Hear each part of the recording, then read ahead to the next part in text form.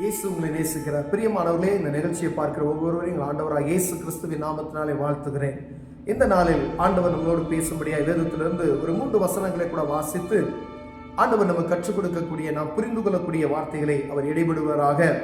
அது எபேசியர் புஸ்தகம் 1வது அதிகாரம் 20வது வசனம், 21வது வசனம், 23வது வசனம் இப்படியாக சொல்லுகிறது: எல்லா துரைத்தனத்துக்கும், அதிகாரத்துக்கும், வல்லமைக்கும், கர்த்தத்துவத்துக்கும் இன்மையில் மாத்திரமல்ல மறுமையிலும் பெயர் பெற்றிருக்கும் எல்லா நாமத்துக்கும் மேலாய் அவர் உயர்ந்திருக்கத்தக்கதாக அவரை உன்னதங்களில் தம்முடைய வலது பார்சத்தில் உட்காரும்படி செய்து எல்லாவற்றையும் அவருடைய பாதங்களுக்கு கீழ்ப்படுத்தி எல்லாவற்றையும் எல்லாவற்றாலும் நிரப்புகிறவருடைய நிறைவாகிய சரீரமான சபைக்கு அவரை எல்லாவற்றிற்கு மேலாக தலையாக தந்தருளினார்.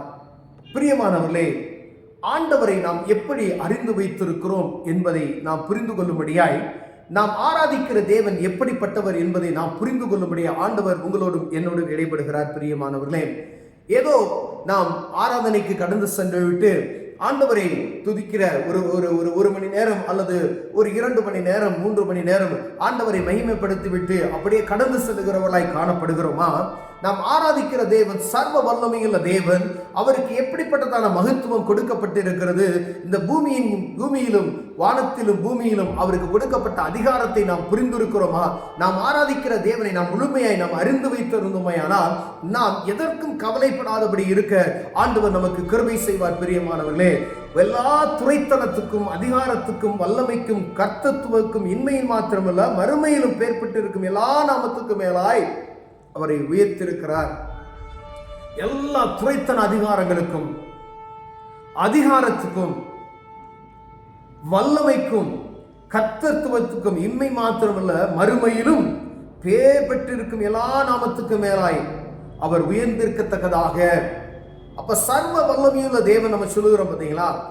அவர் எல்லா துரைத்தனங்களுக்கும், அந்தகார லோகாதிபதி எல்லா துரைத்தனங்களுக்கும் அவர் அதிகாரம் உள்ளவர். அதிகாரம் எல்லா ராஜாக்களுக்கும், எப்படிப்பட்ட அதிகாரத்துக்கும் அவருக்கு கீழ்பட்டு இருக்கிறது என்பதை நாம் புரிந்து கொள்ளும்படியாய், எப்படிப்பட்ட வல்லமையையும் அவர் ஜெயிக்கத்தக்கவர், எப்படிப்பட்ட வல்லமையை கொடுக்கத்தக்கவர்.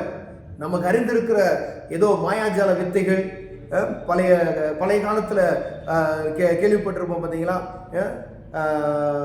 இந்த மந்திரங்கள், மாயங்கள், அப்படிப்பட்ட காரியத்தில் அல்ல. சர்வ வல்லமையுள்ள தேவன்.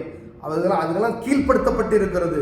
எல்லா துரைத்தனங்களுக்கும் அதிகாரங்களுக்கும் சொல்லப்பட்டு இருக்கிறது. அப்படிப்பட்டதான காரியங்களாம் ஆண்டவருடைய பாதங்களுக்கு கீழ்ப்படுத்தப்பட்டு இருக்கிறது என்பதை புரிந்து கொள்ள வேண்டும். எல்லா நாமத்துக்கும் மேலாய் அவர் உயர்ந்திருக்கிறார். அவரை உன்னதங்களில் தம்முடைய வலது பார்சத்தில் உட்கார வைத்திருக்கிறார். பிதாவுக்கு அவர் பக்கத்தில் அமர்ந்து இருக்கிறதுக்கு தேவன் உதவி செய்திருக்கிறார். பிரியமானவர்களே, எல்லாவற்றையுடைய பாதங்களுக்கு என்ன செய்திருக்கிறாரா? கீழ்ப்படுத்தியிருக்கிறாரா?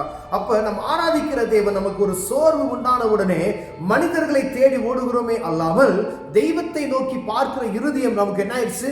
அற்று போய்விட்டது. பிரியமானவர்களே, ஆண்டவரை பார்க்கிற அந்த இருதயம் நமக்கு என்ன செய்தது? கிடையாது.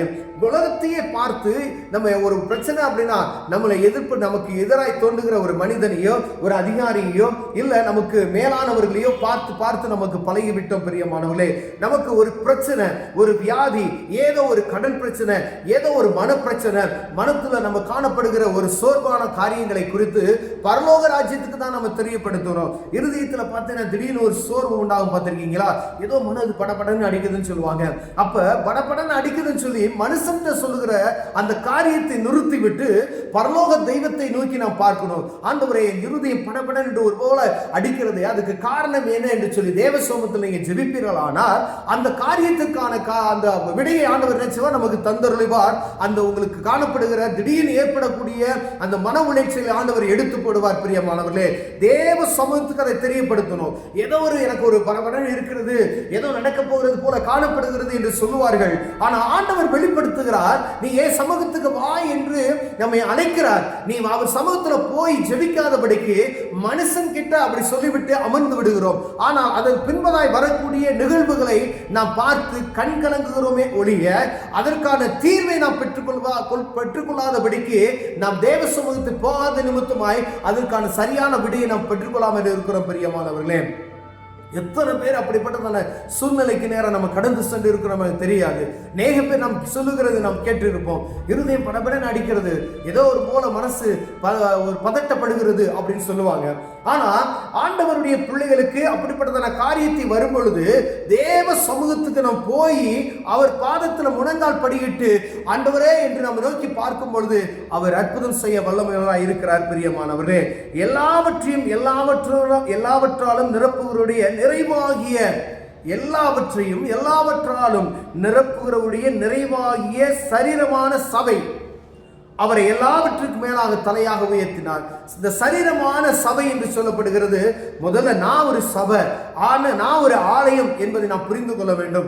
ஆலயத்தை தீட்டுப்படுத்தாதபடி நம்மை காத்துக்கொள்ள வேண்டும். எப்படி முயற்சி செய்கிறோமோ, நான் ஒரு ஆண்டவருடைய ஆலயமாக இருக்கிறேன், எனக்குள்ள ஆண்டவர் வாசம் செய்கிறார் என்கிற உணர்வு எனக்குள்ளும் உங்களுக்கும் வறுமையானால் அவரை தீட்டுப்படுத்தாதபடி, இந்த ஆலயத்தை தீட்டுப்படுத்தாதபடிக்கு அவர் வாசம் செய்கிற இந்த சரீரமாகிய இந்த ஆலயத்தை நான் தீட்டுப்படுத்தாதபடி காத்துள். ஏன்னா இதற்கு முழு அதிகாரத்தை பெற்றவர், தலையாய் இருக்கிறவர் இயேசு கிறிஸ்து என்பதை புரிந்து செயல்படுகிற ஒரு அனுபவத்திற்கு நேரா நாம் கடந்து செல்வோமாயானால் நாம் அதுல மேன்மை பெற்று இருப்போம். பிரியமானவர்களே, ஒருவேளை இத நம்ம புரிந்து கொள்ளாதபடிக்கு, இந்த சரீரமாகிய சபையை நாம் தீட்டுப்படுத்தாதபடிக்கு, இந்த சரீரமாகிய சபையின் தலைவராகிய இயேசு கிறிஸ்துவை துக்கப்படுத்தாதபடிக்கு அதை நாம் அறிந்து வைத்திருப்போமையானால் நாம் ஆண்டவரை எப்பொழுது நோக்கி கொண்டிருக்கிறவர்களாய் காணப்படுவோம். பிரியமானவர்களே, அவரே தலையாகிய இருக்கிறார்.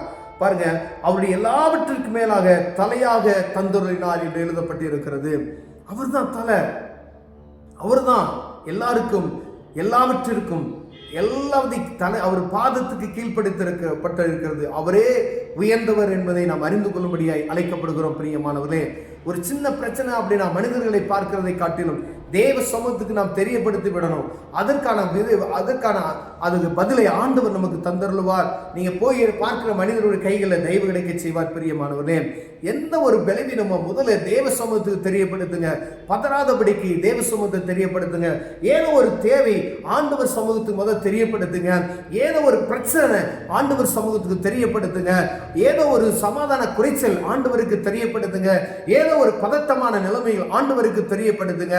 மனிதனுக்கு தெரியப்படுத்துவதற்கு முன்பதை ஆண்டவருக்கு தெரியப்படுத்தி தேவ சமூகத்தில் அமர்ந்து ஜெபித்து விட்டு பின்பதாய் நீங்கள் யாரை பார்க்க வேண்டுமோ அவரை பார்க்கும்படியே கடந்து செல்வீர்களானால் ஆண்டவர் அதில் அற்புதம் செய்ய வல்லமையுள்ளவராய் இருக்கிறார். பிரியமானவர்களே, இதுல நம்ம ஆராதிக்கிற தேவன் யார் என்பதை நாம் புரிந்திருக்க வேண்டும். பிரியமானவர்களே, நான் ஆராதிக்கிற தேவன் சர்வ வல்லமையுள்ள தேவன். நம்ம பாடுகிறோம் பாடல், ஆராதிக்கிற தேவன் சர்வ வல்லமையுள்ள தேவன் என்று.